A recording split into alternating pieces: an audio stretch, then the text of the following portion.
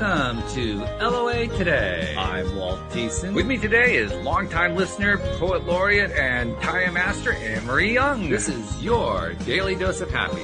We are so happy you decided to join us today. And of course, our friend Louis is off in the Austrian Alps with his family for the Christmas holiday. It's a rough place to go, I tell you. But somebody's got to do it, right, Anne-Marie? Yeah, it's a really hard life, you know?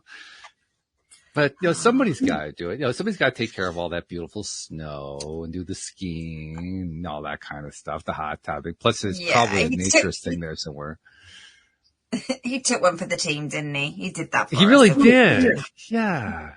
He left the reign of the UK, that. Oh, such a guy, I tell you.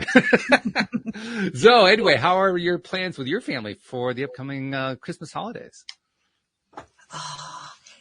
I finished work today, so I'm there in Christmas mode. Just a bit more wrapping to do, get the kids out the way, and we're good.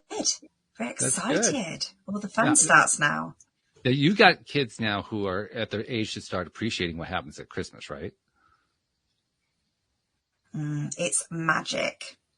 It's magical. Yeah, they proper understand what's going on. Yeah, they understand our traditions now, and we make new ones, and we just have fun. And it's a very precious time. I'm soaking it all in. That's great. That's fabulous. Absolutely great. And we do have a special guest joining us today. His name is Matthew LaBosco, and Matthew is one of the many people who have had all kinds of crazy stuff happen. He, like so many people, he rises from the ashes like a phoenix and turns his life into something amazing. So we're going to be hearing that story. But Anne-Marie, he started off in life before the age of 22 having 5 orthopedic surgeries. Can you imagine that? 5 surgeries? Wow. It's unbelievable. Yeah. That's crazy. Yeah. Yeah, so we're going to hear that story. I'm sure there's a great story behind it. So, Matthew, welcome. How are you doing today? I'm doing fantastic. So happy to be here. Thank you for inviting me. Glad to have you. So, I kind of teased everybody with what you went through earlier on, and you went through some other stuff too. Give us like the autobiography. Tell us give us like the 2-minute story, so to speak. Yeah, it was the surgeries and offered other surgeries that I turned down before the age. Oh, jeez. Yeah, before the age of 25. It was really the result of being a 3-sport athlete, basketball, soccer, and baseball. And so I hurt my elbow earliest playing baseball, and then it was my knee and ankles that started to give way. And so my basketball career, actually my soccer career ended next. And then my basketball career ended my freshman year in college, which kind of set me on the trajectory to be like, what is happening here? I've got to figure out why my body is failing me at such a young age. Yeah, sure. What other question could you ask? Well, if I just accepted the answer I was given, I don't know. I feel like I always joke around kind of tongue in cheek, man.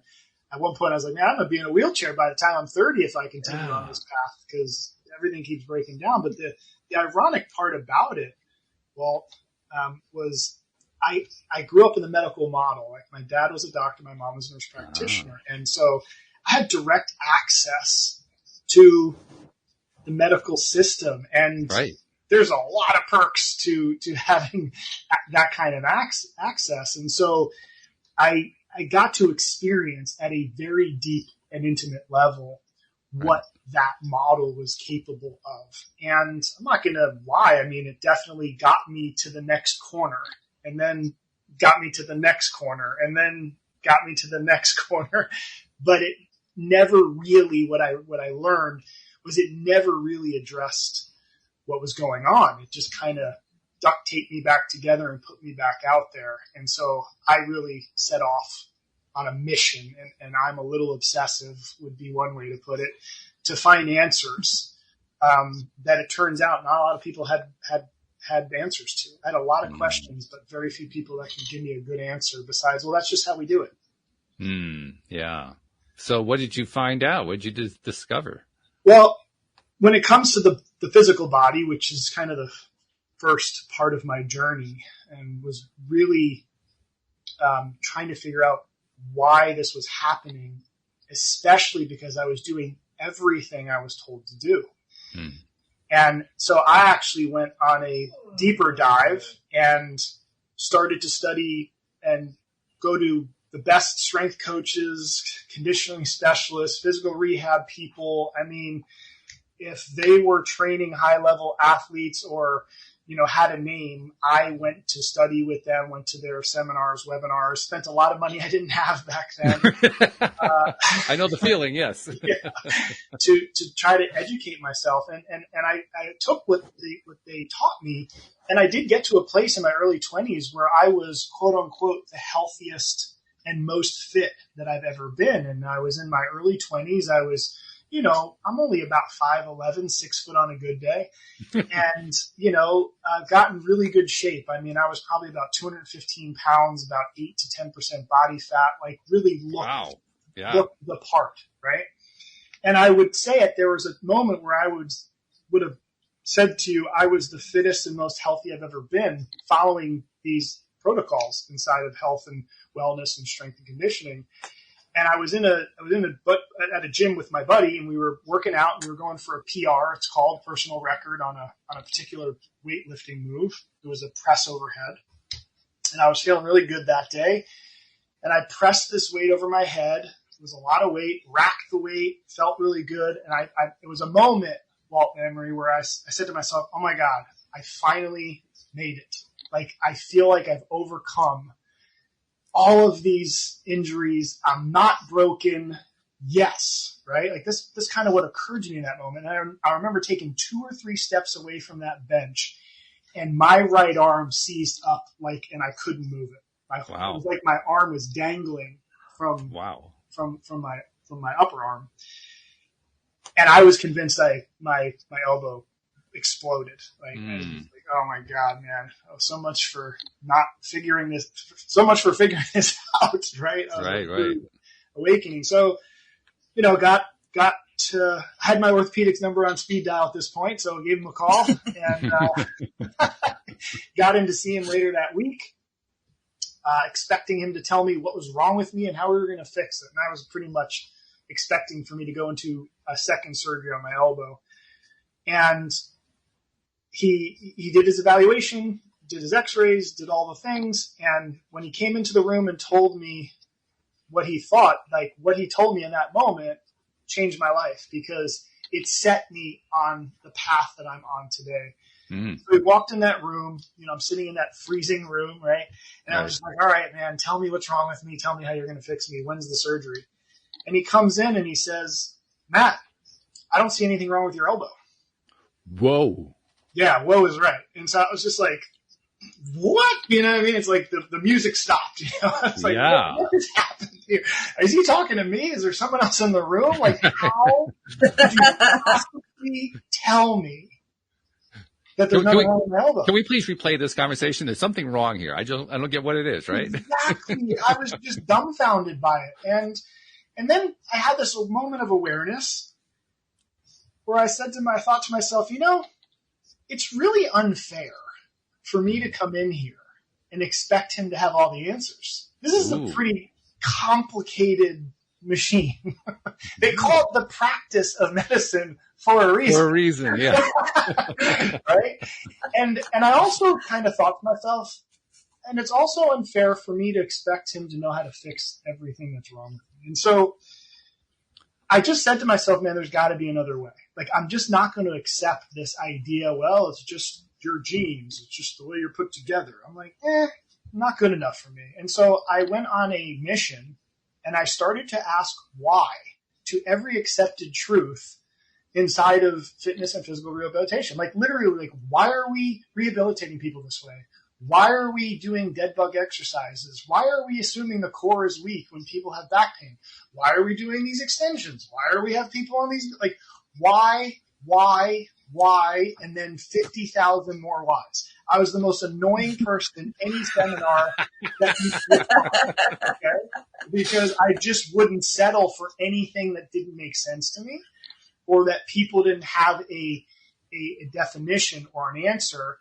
that was rooted in something besides, well, the studies show, well, if you say 100 people and we do this thing, then it's like, yeah, not good enough. It's not good enough. And so going into this deep dive of asking why, what I found out when it came to the physical rehabilitation and fitness is I found out, and it made so much sense when I discovered it, is that all the recommendations that are made inside of fitness and physical rehabilitation are based on cadaveric anatomy. Mm-hmm. So what does that mean? Cadaveric anatomy is basically the study of a cadaver.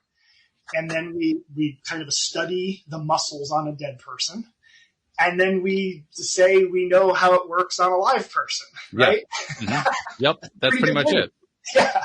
So like, oh, this muscle, the biceps, originates up here in the shoulder region and comes down across the elbow joint. And when we shorten the muscle, oh, look, it flexes the elbow. So the bicep flexes the elbow. Did the same thing with the hamstrings and the rectus abdominis, which is the six-pack muscle. Like we shorten it. It's like, oh, the rectus abdominis flexes the trunk. And so we'll create this exercise called a crunch to get you strong. And all these different exercises that were created on cadaveric anatomy that actually have zero correlation to how the muscles actually work in real life. And the best analogy I can give you without going into a wicked rabbit hole here is it's like an orchestra, right? If I was going to be the conductor of an orchestra and I was putting on a Christmas concert, since it is the season, we just saw an amazing Christmas concert, so it's fresh in my mind. And you've got all these instruments, and I'm going to prepare my orchestra as the conductor to play this beautiful symphony. The way I'm going to do it is I'm going to take every single musician and their instrument. I'm going to put them in the room, and I'm going to get them to play really loud, really intensely. So I'm going to isolate them out and get them to play really strong. So just like we would do with the biceps. And then we're going to isolate the strings. And then we're going to do that. And we're going to get the strings to scream and yell like maybe a tricep extension. And then we're going to get the percussion and we're going to get them playing really loud. And then everybody's isolated. Everybody's playing really strong. We've got every single instrument be able to scream really loud, and then we put them in the room together, and we expect them to be able to play music together. Good luck. Like what you're going to have is a lot of noise, and that's essentially what we're doing with the body when it comes to exercise. We isolate muscles, get them to scream, and then we expect them to play nice with each other in the real world.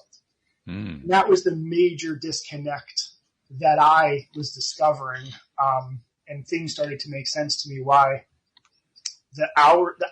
hundreds of hours I used to spend rehabilitating my ankle wasn't working, as they had me isolate every muscle in my foot and ankle and get them to be really strong on their own when it had actually nothing to do with how my ankle was actually being sprained in real life. I got to ask a question though, because you said that, you went in because your arm basically stopped operating, and he said there's nothing wrong with you. So what do you attribute that to? Traditional training. In what sense? Explain that. Meaning like I was doing so much of what I call exercise land stuff, which is all of the exercises that I was being told to do to get stronger were uniplanar and isolate joints, like a bench press, for example, right? You're isolating the elbow and the shoulder joint. No other part of the body's working. Bicep curls, any exercise, like just go to any gym and they'll have like almost every gym will have a machine that says this machine is for this muscle, this machine is for that muscle, this machine is for this muscle. Mm-hmm. And then you can do the dumbbell work, like free weights, but it's still isolated. People even say, I do biceps and triceps today. And then I did shoulders and legs. Like, you know what I mean? Like we isolate the area. So that's what I was doing for years. And I was doing it at a high volume because I was trying to get really strong. And so I was slowly chewing away at the joints. My elbow specifically. I mean, baseball definitely wasn't helpful because I was a pitcher. If you don't learn to throw right, you can definitely do damage. Yeah, exactly. You got Freddie's dad teaching you how to pitch. You know what I mean? It's like, all right, well, thanks for helping, but I should probably be pitching as much as I am. So that probably started it. Thanks for the arthroscopic surgery, right? Yeah, exactly. And I was told never to throw a baseball again. Yeah. And today, there's zero limitations. And I still have severe nerve damage in my hand and elbow. For those of you that are on camera, you can probably see that I'm missing muscle in my hand. Yeah. Yeah, it looks like a skeleton. Right. Like that's what a hand should look like. Right. And this is severe nerve damage. And that's from the surgeries and all the things. But I can throw a baseball all day long. Mm-hmm. Now, because I understand how the system's supposed to throw a ball. Right. And I understand how to strengthen my body to be able to throw a ball. And it doesn't look like any type of the traditional training or rehabilitation that I was doing for hundreds of hours. That's really, that's an important insight. I think especially in terms of, you mentioned baseball. I've been a New York Yankees fan all my life. And as a result, I knew I liked you, Walt. Yeah. And as a result, I have become aware and kind of followed what happens in the major leagues. And anyone who follows Major League Baseball knows that pitching injuries are rife. I mean, especially now in an age where they're always looking for who's got the fastest fastball, how hard can they throw, how much can they break off that curve and so forth. And you ask people to basically keep pushing the limits of their body, they're going to get injured. And that's exactly what gets injured. I mean, how many people have had Tommy John surgery in the major leagues in the last 10 years? It's ridiculous how many there have been. Yeah. And they are getting the cutting edge. That's the cutting edge. Literally cutting too, by the way. Yeah. Good point. Yeah, exactly. But these guys are supposed to be getting the state-of-the-art training. But this is what baffles me, Matthew, is what you're saying makes so much sense. How does everybody not know that already? It's a systemic thing, right? So there's a lot of things that don't make sense that we do as a society. I mean, there's more things I see us accepting as normal in our society that are not. I mean, I'm not going to get on that list, but there's a lot of stuff where you're just like, how does that make any sense? But I think, and I'll borrow from somebody that I admire very much. He just wrote the book called, The Myth of Normal, Gabor Mate. His book to me, I just think speaks to exactly what you're talking to, Anne-Marie, is like, I think what we've done is we've said, we've accepted things as normal that are so against our nature and the way was actually designed to be, right? And this is one small example. And I did the same deep dive with nutrition and systemic health, and I did the same deep dive with personal development, and I found the same result. The things that we have accepted as true are just not true and don't really apply the way we think they do. And a lot of them actually pin us against ourselves, which conveniently, again, we can call it unintended consequences if we want to be nice about it. It conveniently makes certain businesses a lot of money because we become dependent on these systems that will never get you to vitality, which is why my whole thing is forget trying to be healthy because the health model doesn't work. It's time to create a new model, a new paradigm that creates vitality. Because health, if you look at health, it's literally defined as the absence of disease or illness. Like, please tell me there's more than not being sick. Like, is that the top of the mountaintop? Like, that's where you can take me, is I'm not sick and I don't have a disease? Like, please, tell me there's something else that we can do to actually create a life of vibrancy and exuberance and meaning. And I want to be on that train. And so that's the obsession I've been on for 20 years. And it's been a wild ride, but I feel like I've extracted some principles that we can at least start with exploring. I'm certain we don't have all the answers, but anytime something doesn't make sense to me, I try to get to, what is this based on?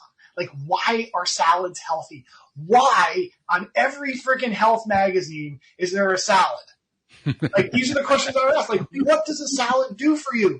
Why are we doing this? Why is no calorie, no fat, no salt, no sugar? Why is this good? Please, someone explain this to me. right? Well, So the solid part makes some sense to me. The no fat, no carb, that part makes no sense to me. Well, I don't understand. Please enlighten me on why salad is good. Oh, because it has vitamins. What vitamins does it have? Well, it depends what salad. You can get in other things. Oh, you can get them in other things too. But it is a way to get vitamins and some minerals too. So, I mean, it definitely has its place. Does that mean I want to have my entire meal be a salad? No, not at all. But when you really look at what vitamin salad provides you, there's not a lot. Depends what vegetables you put in your salad. Well, vegetables is not salad. I'm talking about salad. Oh, you mean like lettuce? Yeah. Oh, okay. Yeah, I agree. Lettuce doesn't have a whole lot, but lettuce is just kind of like the foundation that you build a salad on, as far as I know. But here's, and this is my whole point, Walt, is why salads became a health food is because it was low calorie. Oh yeah, but think about that for a second. But even that's kind of crazy. But think about that for a second. It's like, well, what's a calorie? like if I opened up a gas station and started selling water, and I said, hey, but I can fill up your tank. You won't be hungry. You won't see that your tank's empty. You'll be full. I don't think I would be a very popular gas station because the purpose isn't to fill up so I'm not hungry. The purpose is to nourish the system with the proper resources. Right. And calories is one of those things. Anyway, I know nutrition's always a rabbit hole, but. No, that's fine. Hey, we live in rabbit holes around here. We go out of our way to be rabbits and to dig the rabbit holes. So this is not out of the norm. You're okay. Okay, cool. I just want to make sure, Are you kidding? This is a warn. I mean, I have a warning in my book before I talk about nutrition. I'm like, proceed with caution. Yeah. Because when we talk about food, we're not even talking about food anymore, and rightfully so. Like, we're talking about the impact it has on the planet. We're talking about, our carbon imprint. We're talking about factory farming. We're talking about cruelty to animals, which are all extremely important topics to talk about. But we're not even talking anymore about what foods optimize cellular energy production, recovery, regeneration, and growth. Like, that conversation is not even part of this anymore. And the other part of the conversation we're having is, what do I need to use to lose weight? What do I need to eat to lower my cholesterol, make my blood work look better? It's like, the purpose of eating is not to lose weight. That's a very good point. The purpose of eating is not to get your blood work to match some arbitrary thing that, I mean, you know what I mean? Like, like that blood work correlates to when you need medication. And you want to, like, the statin stuff is really wild when you look at the stats there. Like, if you go back to 20, 30 years, high cholesterol was considered 240 or above. Yeah. Oh yeah. And then it was 220. Yep. Now it's 200. I think in some places it's even lower than that. Every time that number drops, the statin industry's market grows exponentially. That's a really good point. I don't personally think that isn't a variable that's impacting us. Yeah. There's a correlation going on there. Some people may say it's not causative, but I would ask them, are you sure? You're talking about billions of dollars. Yeah. With the B. That is something that has enormous influence. So your book, the book is called Health to Vitality, and it literally just came out, right? I mean, it just got released like within a week. Is that what it is? Yeah. I don't even know what day we're on. Is today Monday? Yes. Today's Monday. Yeah. Yeah. So it was last Tuesday. So 6 days ago, whichever way you want to measure it. Yeah, that's exciting. So I imagine these are the topics that you address in the book. What's the overall message of the book? What's the book trying to tell you? I mean, like I said, it's to really, at the very least, question what you think you know about being healthy. Don't accept anything that doesn't make sense. And that's what I've done for the last 20 years. And not only did like I said, I feel like I exposed some things that didn't make sense, but I also tried to create a foundation where we can start trying to make sense of, like I've been saying, creating vitality, which is not, vitality to me isn't dependent on some system. It's learning how to trust yourself. It's learning how to trust that your body probably knows what it's doing more so than some measurement or test that you're being poked and prodded with. So it's about trusting yourself and your biology and your system, and learning how to communicate with it in a way that empowers you to create the life you want. And so to me, how do we become interdependent with the environment, to borrow from good old Stephen Covey? It's not about, to me, the overcorrection is I feel like we're dependent on the system. And so I think the overcorrection sometimes, well, I'm going to be independent of it and I'm going to just do my own thing. It's like, I don't know if that's the answer. It's like, how do we work with the system? How do we work with, the resources we have to empower ourselves? As opposed to, well, we don't know what's wrong with you, but if you take this thing for the rest of your life, you'll be able to function. Emery, do you get the feeling that Louis should be part of this conversation like I do? Because Louis' big thing is the soil, right? Yeah. The soil and using your own power to heal yourself. He would be in his element here. Absolutely. It's so interesting. No, this is good stuff. Now, I love the choice of words that you use. Vitality. If health isn't a good enough word, what is the good enough word? It's vitality. What inspired you to choose that word? It's funny. I don't know what it is about that word. Just saying the word vitality makes me have energy. Like, I feel like it lights me up. I would be like, so that's just one thing. The vitality, again, it's to me, it's about, I've always wanted to extract every drop out of life that life has to offer. Like, just experience whatever life can provide me. It's about thriving. It's not about surviving. So to me, health is about surviving. Vitality is about thriving. And to create the capacity for the continuation of a meaningful and purposeful existence. Like, to me, that's why we came here.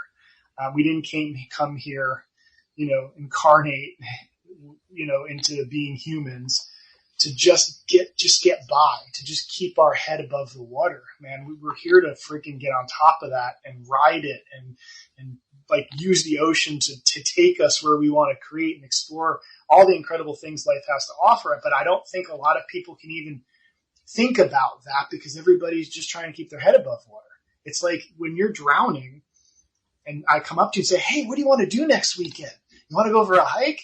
It's like, I just want to get out of this water and stop drowning. Like, I feel like most people are just in a state of survival.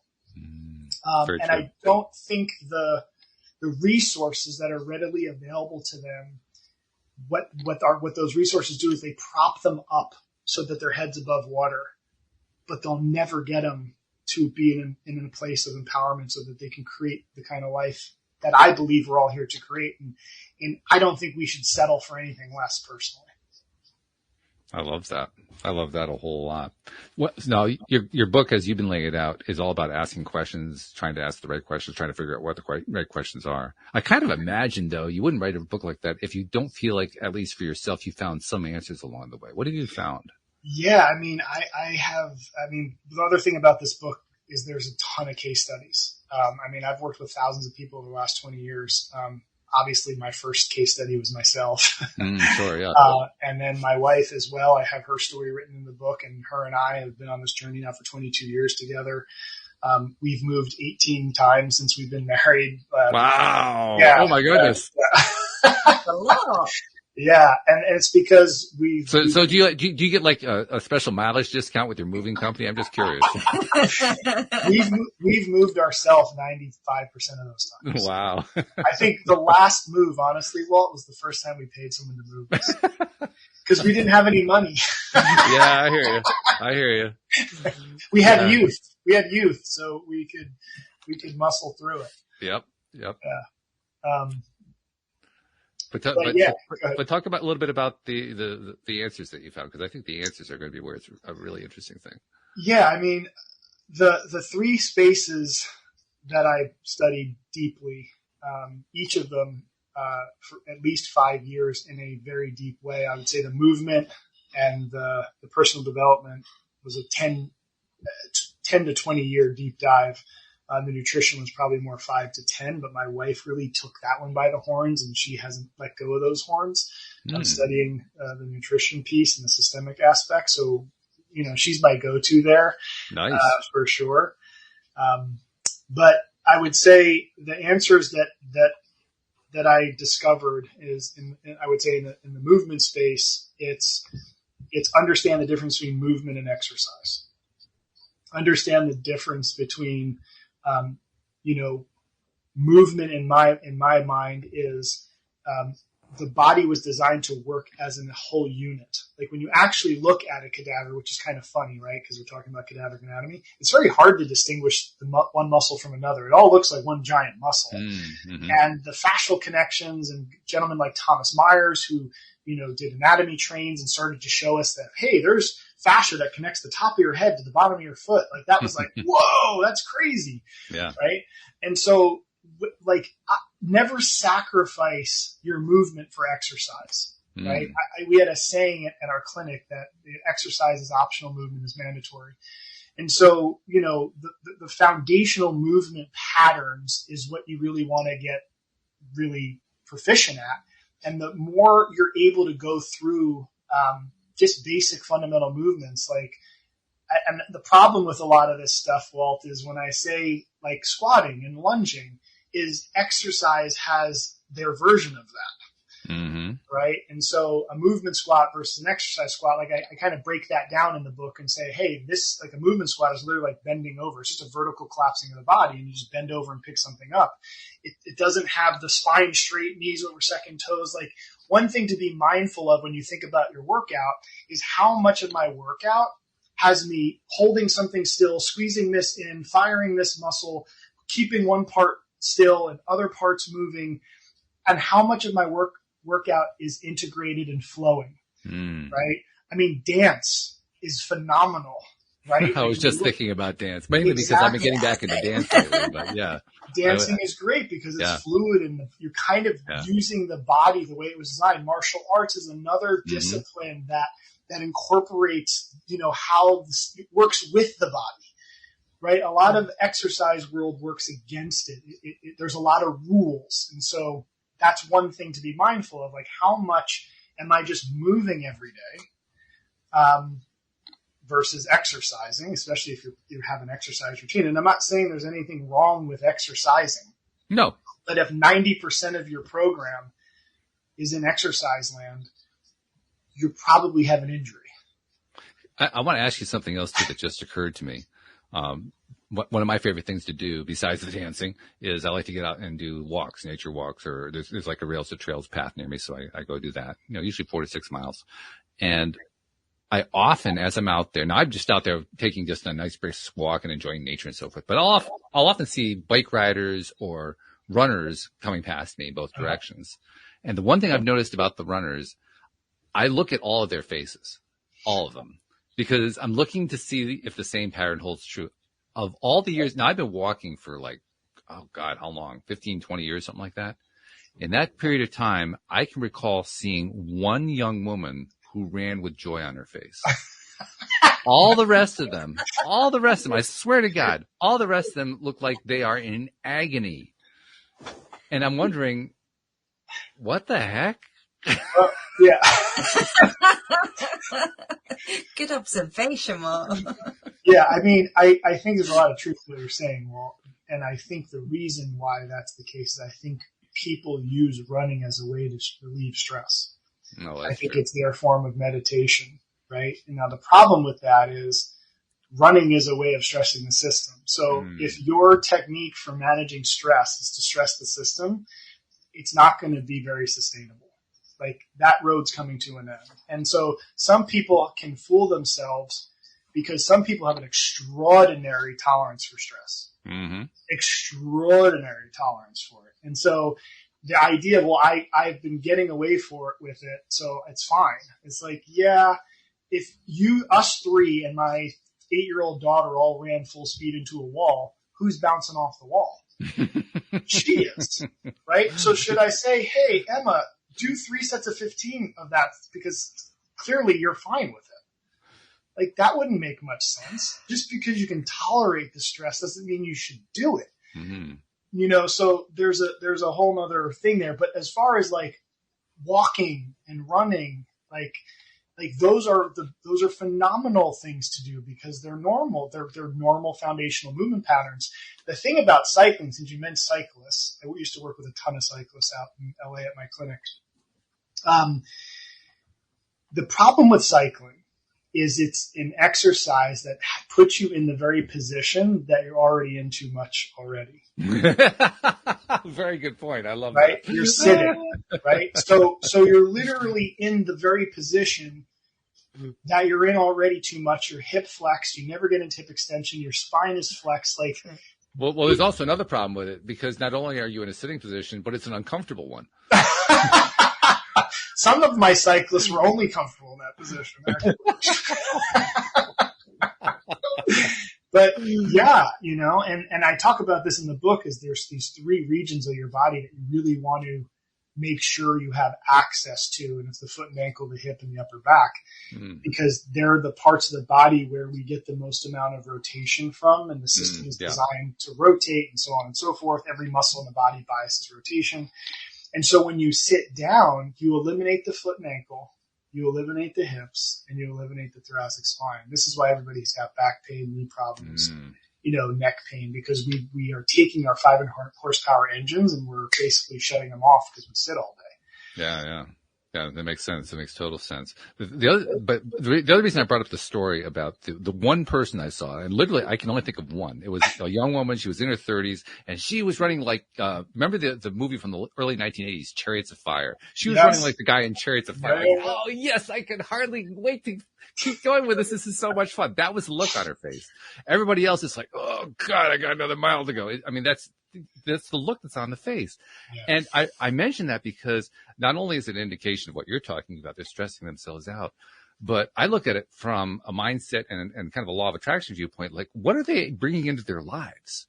Yeah. What kind of life are they inviting in by focusing on all this attention and this intense attention on stuff that they really don't like very much, as opposed to the young woman who was just loving it and just thriving on it and just living for it. And the question that keeps pounding in my brain is, what's it take to move the body in a way that we love? Find something you enjoy doing. Don't do stuff out of obligation. I think that the should word is something that's used a lot with exercise. Well, I should it's used with a lot of things. Right. We should all over the place. Yeah, we should all over ourselves, right? And so it's a great point, Walt. I mean, I think if we're dragging ourselves to check off a box as opposed to doing something we enjoy, like being in nature, like going dancing. I mean, these things, or if you like to play a sport, well, great, go play it and you enjoy it. That is such a huge point that you're making there, Walt. So I'm glad you put a spotlight on that, because obviously the why behind you're doing something is going to have the greatest impact on the results you're going to create there. And Maria, as you've been sitting and laughing at what's going on here, what do you think about what he's talking about here? I'm curious which parts are resonating the most with you. I mean, what's coming through? I'm loving this. It's so much fun to listen to. It really is. And I just love hearing the different perspectives, but I'm really, you touched on it all, but I'm really intrigued by the mindset thing, because how important the mindset is. But also when you had your injury with your arm, you were like, yes, I've done it. I'm literally at the peak of my position. And then suddenly you failed, your arm just went. And I'm just wondering about how you found your people's mindsets affecting their health. Oh, I mean, I would say that there's no bigger. So I think of 3 variables: the physical, the systemic, and the mental, the mindset. I always say that there's only one of those 3 that can trump the other 2. I've seen people with incredibly, there's one gentleman I write about in the book. His name is Jimmy D, and I refer to him as Jimmy D in the book. And I learned so much from him. He's no longer with us, but he was, when I worked with him, he was probably 80 in his 80s. And I remember he I got his health history forms. They were sent to me, and I looked at it, and I'm like, oh my God, like this guy might be in a wheelchair. Like, I mean, when I looked at all the orthopedic issues he had, and he had printed out two pages of medication he was on. So systemically, and yeah, I mean, it was something. Whoa. And so I'm like, wow, this guy is going to be a wreck. Okay. And he came into my clinic when I first met him, and I was shocked. Number one, that he was not in a wheelchair and he was walking in, but he bounced in. He bounced in. He bounced in. I mean, he was the happiest, most grateful, joyful human being, that one of the most I've ever met. Wow. And I was just like, wow, man. And I got to know him. We spent a lot of time together, but he had already got it figured out, man. He was there to teach me something. Nice. Cause yeah, I mean, you can find something biomechanically wrong with everybody, and on him, it wasn't too difficult, but what I realized with him, and he was in the war, and I mean, he's been through a lot, and he had a moment in his life where he was in the Korean War, and his plane got shot down, and they were in a dead spin. And he said, Matt, I was ready to beat my creator, right? Mm-hmm. I was ready. I mean, he goes, I was even talking to Jesus, and I've never talked to Jesus before in my life. I'm not even that. You know what I mean? Like, he was like, I was convinced I was done. And he's like, and my pilot, for whatever reason, he got us out of the spin. And he goes, from that day forward, I cherished every day. I've never been more grateful to be alive. I did the things that were most meaningful to me, most purposeful, and I'm convinced that this gentleman was functioning at an extraordinarily high level, despite his limitations physically and systemically, and it was directly caused to mindset. And I've seen the exact opposite end. Right? I had another client, I wrote about her as well, who she was in her 40s, young. You know, she walked in and she was pretty decent shape. Like, you wouldn't look at her and say she's, unhealthy or whatever. And she came in with this shoulder problem. And I did my little assessment on her. And what I'm always looking for to see if it's biomechanical related, knowing that these three variables are always they're always involved, is I would always look to see, well, what position and motion does your shoulder hurt? And it was like, yeah, there was no position, there was no motion. It seemed very non-specific. And I was like, all right, maybe there's something else going on here. And then I noticed on her chart, she had marks on her knees and her hips. And I was like, man, every joint, it seems like every joint in this lady's body is in pain. And I said, talk to me about the neck and the this. And they're like, yeah, that's kind of here and there. And no correlative thing. And when I looked at what she ate pretty well. And I'm like, man, what is going on here? And so I asked the question, I noticed something. I noticed that all her symptoms started to show up around the same time. It was about a year and a half before she walked in, or somewhere around there. And I said, so did anything happen in the last couple of years that, may have been life-changing for you? And she's like, no, not really. She goes, well, I kid you not. Okay, I'm not making this up. Well, we found my mom dead in the swimming pool about 2 years ago. Oh, my days. Jeez. And I said, excuse me? Like, you think you mishear people. Trauma. Right? Yeah. And I said, and I heard her right. And she goes, do you think that might have something to do with why I'm in pain? And I said, I do. I do think that definitely has something to do with it. And she goes, well, I don't think so, because there wasn't a lot of emotion. I just kind of let it go. Mm. And I was like, red flag, right? And, I was not in a place to support her at that time. I wasn't trained or skilled to support somebody in that space. This is probably 10, 15 years ago. And so I'm like, listen, I really think you should talk to somebody about this. I mean, that is a wickedly intense, dramatic thing to experience. And it will absolutely, without exception, manifest in your physical body. Like, there is no way around it. I don't care what your ability is to dissociate from the pain. It's still going to manifest physiologically. Sure. Because that's the nature of it. When you dissociate the pain, it doesn't mean you're dissociating the event. It's just you're dissociating the pain. So if the pain isn't there, therefore it can't be anything else. Well, yeah. So amen to both of you. Yes. Mindset is super important. It's a great point, because when you have the right mindset,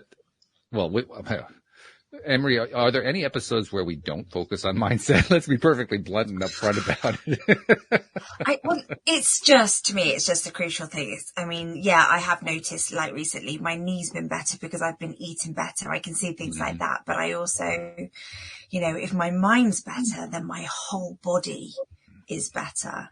As I'm getting older, aches and pains come in. But if I'm in a good place, I'm bouncing, like today, I was just doing that movement, like you were saying. I was waiting for my coffee to pour and I was dancing in the kitchen to some Christmas music, just getting that movement, just getting that flow, being in that vibe. And it makes a massive difference. I love those stories. Thank you, Matthew. Because Matthew was talking about the dance, and I've been getting a lot into the dance lately after many years of being away from it. And one of the things that I've really noticed is, now for years I've been doing the walking that I was telling you about. I hadn't really done any other kind of workout, just the walking. Started doing the dancing again and realized I was kind of out of dance shape. So, okay, now I have to do things to get back into dance shape. And I'm doing that.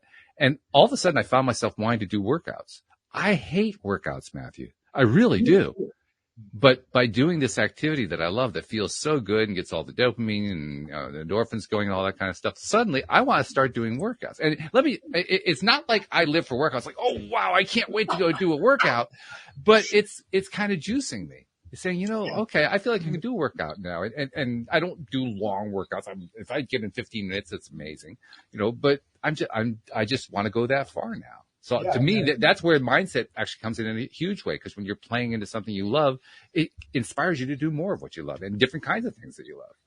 Yeah. I mean, I think you're hitting on such an important piece. And this is really what I discovered from the mindset standpoint and it's good old Viktor Frankl who kind of put this on the radar first, which is when you have meaning and purpose, you will tolerate and you'll have the capacity to move through challenges.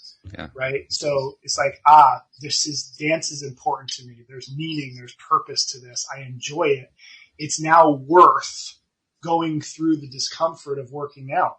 Like I have resiliency because of the meaning and the purpose. And that's exactly what Viktor Frankl found in his book, Man's Search for Meaning. I mean, I don't think you could be in a worse situation than he was and his colleagues, right? In Nazi camps. But he's like, what allowed certain people to persevere through the challenges was meaning and purpose. Right. And that was the other piece of the puzzle that I found in the personal development space, which was we really shouldn't be striving to be happy. Okay, you're going to just leave that dangling there, or are you actually going to hit us with something?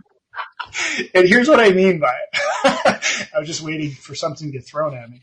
But, it's a video screen. You have no dangers about it. Okay, all right, good. Thanks for the reminder. And here's what I mean by emotional, like happiness, joy, etc. Emotions are not the goal. They're the communication system to let us know if we're aligned with the goal. So I'll give you an example. Meaning and purpose is what drives us. We all want to live a life that's meaningful and has purpose. We want to know we made a difference. I mean, look what you guys are doing. You're doing this podcast because you enjoy it. Number one, I can see you guys have a ton of fun. Yeah. And the second thing is you want to have a positive influence in the world. Like you want to know that you made a difference. Like the byproduct of you guys living your meaning and purpose is you feel fulfilled and happy. Right? So emotions are communicating to us when we're aligned or not aligned with meaning and purpose. I have found when people make peace or happiness the goal, we're misusing the system. It'd be like going into your car and your navigation system. What do you have to do in order to use a navigation system in your cars? You have to put in the destination. Mm-hmm. And depending on where you make the right or the left, the navigation system basically tells you, hey, stop, you made the wrong turn, or you're doing great. That's our emotions. Mm-hmm. You wouldn't go into the navigation system and say, oh, please just tell me I'm doing it good today. Like, I'm not even going to put in a destination. I just want you to be nice to me. Be nice to me. Yeah. Yeah, no, that's not the goal. The goal is to get me where it's important for me to go, and I want this communication system to tell me when I'm not heading there. And to me, that's what emotions are here for. They're not the goal; they're a tool. And so that's what I mean by it's not about focusing on being peaceful or joyful, because here's the downside to that. And this is what I experienced working with a personal development organization intensely for many years, where the goal is joy and happiness and peace and joy and happiness. If that's the goal, is to embody this all day long, then what do we have to not feel? Something's wrong if we're sad. Something's wrong if we're frustrated. Something's wrong. Something's off. And so we'll do things, and there's some techniques out there that say, well, just breathe and then let it go. Breathe and it'll go away. Like there's this thing out there right now, I don't know if you guys have heard this, the 90-second rule, where if you just sit and breathe for 90 seconds, the emotion will go away. Okay. It works. It definitely works. Because depending on what the emotion is and how deeply tied it is, I can see how that could work. Yeah, it'll at the very least take it off for a second, because the emotional lifespan is about 90 seconds. This is what we're finding out in neuroscience. So if you can just get the mind to stop thinking about the problem, the emotion will go off. But the problem with that is there's a reason why the emotion's trying to communicate something to you. Sure. Yeah. It's like instead of turning it off, learning how to integrate the emotional communication. And you make a good point, Walt. Some of us have had emotions that have been trying to communicate with us for 40 years that were never properly integrated because of things that happened in our past. It's a different animal, different story. But it's the same idea. Like, how do we integrate this emotional communication as opposed to always trying to turn it off? I think of it again, the car analogy. If I'm driving down the street and I have a yellow flashing light telling me something's wrong with my car, and someone tells you, oh, I got this great hack. If you hold this button down, the lights on your dashboard will go off. You don't have to deal with it. Yeah, that's probably not a good idea, because eventually the thing that the car was trying to tell you, you're going to run it. It's going to happen sooner or later. So that's what I mean by it. I obviously go into this in the book a lot, but it's meaning and purpose. And I loved your example, man. It's like, I don't like working out unless there was a meaning and a purpose to it. Then, yeah, man, it's worth it. That's the question we need to ask ourselves. Not, is it going to be hard? Is it going to be easy? Is it going to be worth it? Because if it's worth it, you'll have the resiliency and the perseverance to overcome any challenge. Emery's just thriving on this right now. I can tell from her. I'm buzzing, and it's just amazing. And I'm loving all the analogies because they just make sense and they make it very visual. Like, if you had this warning light, you would drive a car. Yet we do it to our bodies, which is a machine all the time. So yeah, love it.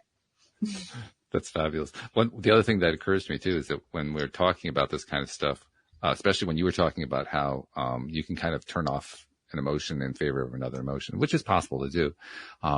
But it's not terribly healthy, because that other emotion, like you said, is there to give us a message, to say something, to do something, to be released, whatever it is. It's got to, there's something that needs to go on there. Yeah. And we give, this is something I've really been noticing a lot over the last year or so, mainly through conversations like this one. I've been noticing that, we do go out of our way to try to replace those emotions instead of letting them play through. And what's really odd about that is, if you actually let the emotion play through, it doesn't take long. It's actually fairly quick. And then you really do leave it behind. You really do release it at that point, which is what the goal is of those who are trying to say, instead of having that emotion, pick a higher emotion. And there's nothing wrong with picking a higher emotion. I don't want to put out there that I think there is something. Right. That's an Abraham Hicks teaching. I love that. There's a place for everything. Yeah, absolutely. I agree. Yeah, but there are also going to be times where that lower emotion is not easily gotten rid of that way. It doesn't easily release. And those are the times when you need to just kind of live there for a little bit. Not live permanently, not move in, not marry it or anything like that.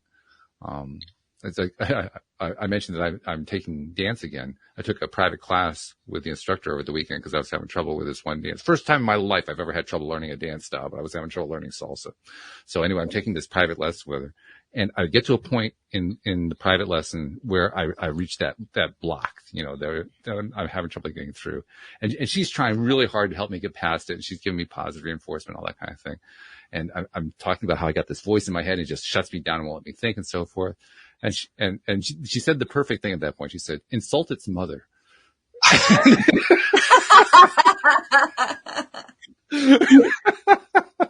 And of course it made me laugh, it made me release, it made all the endorphins kick in and so forth, because now all of a sudden it was not this horrible thing that was hanging on to me. I was just able to let it go at that point. That's hilarious. Laughter is one of the best, shakers of those things, isn't it? It really is. I totally agree. Totally. Here's an interesting thing about frustration, right? We all know frustration. Do you know what they're finding frustration does for the brain? It's one of the things it does for the brain is it actually creates a greater neuroplasticity. Oh, interesting. So when we're frustrated, it's actually our greatest opportunity to learn something. Damn, I must have the best neuroplasticity in the world. If we don't shut it off and we integrate it. Because as soon as we turn off the frustration, we lose the learning opportunity. That's what I mean by learning that these emotions are here to support us. They're actually here on our behalf. We don't need to shut them off. We don't need to let them go. We need to learn about them and learn how to integrate their incredible value. And I just thought the frustration was such a perfect one because it's literally something that I just read very recently about how it literally is the emotion that triggers neuroplasticity and puts us in a position to learn, which makes perfect sense. When are we frustrated? When the strategy or the thing we're doing isn't working, which basically the communication is, hey, we don't know something. We need to pay attention. We need new information because whatever we think we're supposed to be doing isn't working. The strategy's not working. So pay attention, keep your mind open, and let's learn something. Growth mindset. Think Carol Dweck. I mean, she really changed the trajectory of this whole thing with her incredible work. But that's what a growth mindset is. Yeah, that's right? True. That there's not a destination that we're trying to land at. Yeah. It's this continual evolution of growth and expansion. I love that word, evolution. That really says it beautifully, because that basically takes away this whole need, right, Emery? I mean, it takes away this need that there has to be an end point. Yes, exactly. Yeah. We know the universe is infinitely expanding. Yeah. Exactly. And we're part of that universe. So we're not going to be like, I'm stopping at this destination. Universe, you just keep expanding. Yeah, it doesn't work that way. Right? Like, we are part of this thing. So we either embrace it, stop swimming upstream, work with it, right? And I think we'll find a lot more peace and fulfillment. And to take the Abraham Hicks example, if you stop swimming upstream, you'll find everything you're looking for is actually downstream. You got it. Yes. Right. Yeah. Work with the laws, right? Work with our body, our physiology, our biology. But the way to work with is we have to understand it. Yeah. That's really good. Hey, this sounds like a very cool book. I presume people can find it on Amazon and all the usual suspect locations. Yes. How do they find out more about Matthew LaBosco, though? MatthewLaBosco.com is always a good place to go. HealthToVitality.com. They both have similar information. The book does come with a ton of resources, so I really tried to give people as much, because I know I'm changing the foundation of a lot of that stuff, and a lot of people are like, "What are you saying, man? This is crazy." And so I tried to give resources. Like there's summary videos. I even have a little workout routine to try to do some things in a different way and to educate people on how to move without exercising, and even a meditation. Like there's just certain things that from my online courses, I have a whole bunch of online courses. And so I just kind of took some of the foundational principles and just made them available. So for 99 cents, you can get all this stuff. You get the Kindle. If you want to splurge and take $10 and get the paperback, go for it. But yeah, I really tried to give as much as I could away, because I understand I'm giving people a lot of information. I just had somebody who just read their book and say, "Matt, this is not a book you just read, man. This is like a reference." This is what they said. I was like, yeah, a little bit. Definitely something you can use. It's a book you can use. And I'm actually going to be launching an app in January. Good for you. To help help people. Like I like to create a community of people to support each other with this, and some different options for really learning how to implement a lot of this stuff that I know I'm spewing out here in a very practical way for people. That's fabulous. And we'll make sure we'll include a link in the show notes to MatthewLaBosco.com so people can find it easily without having to type all that out. Just click the link. Here we go. We're done. Yeah. All right. Good stuff there. Well, hey, I've already subscribed to it. Well, I'm there. Anne-Marie doesn't waste any time. Let me tell you. Wow, I like your style, Anne-Marie. Yeah. She doesn't waste any time. That's how I am. So, good stuff. One other thing I want to tell you before we part company, Matthew, and I try to make it a point to do this with people like you who are givers, because you give so much to the world and you don't necessarily receive the recognition. So I try to give you the recognition because, as you know, there are many people you've never met, that you've never seen, who have consumed your material. They've seen your website. They heard you on a podcast or whatever. And we never really hear about that because we don't know what happens after they take the stuff away, but they benefit from it. They get the value from it. So, I like to say on their behalf, thank you for what you've been doing and for what you're continuing to do, because it's very much valued. I appreciate that. Well, to me, that's what's most exciting, is the people that may be impacted by this that I never get to meet. Yeah. That's cool stuff. And you're cool stuff too. Thanks for joining me today. This has been great. Well, thank you. This has been so fun. I mean, sometimes I get, listen to you guys a little bit, but when you get on these shows, you're like, you never know what to expect. And this has been an absolute pleasure. So thank you guys so much. I love it. Another daily dose of happy achieved. This is wonderful. I love it. Mission accomplished. Mission accomplished. So thank you very much. Thank you, Anne-Marie. Thank you to our podcast listeners everywhere. We'll see you all next time here on LOA Today. Goodbye, everybody.